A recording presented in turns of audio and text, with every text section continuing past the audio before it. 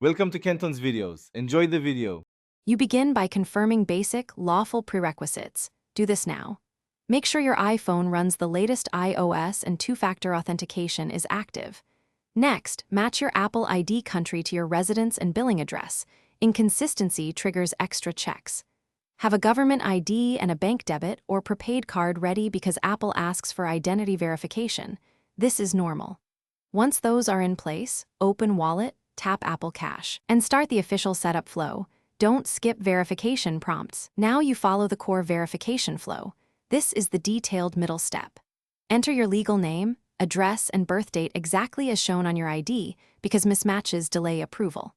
Add a bank debit card or an accepted prepaid card. Apple may perform a temporary $0 or $1 authorization to confirm your account.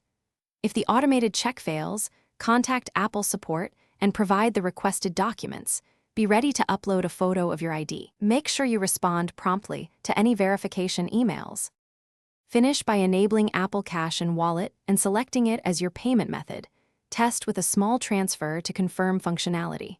If Apple flags your account or blocks Apple Cash, read the message carefully and resubmit accurate documents. Corrections are often accepted. You can also ask your bank about alternative, compliant verification paths. Some banks accept different ID types, and that may help. If things go wrong, contact Apple support for guided resolution and follow their secure instructions to restore full access. Thanks for watching. Consider subscribing if we helped you.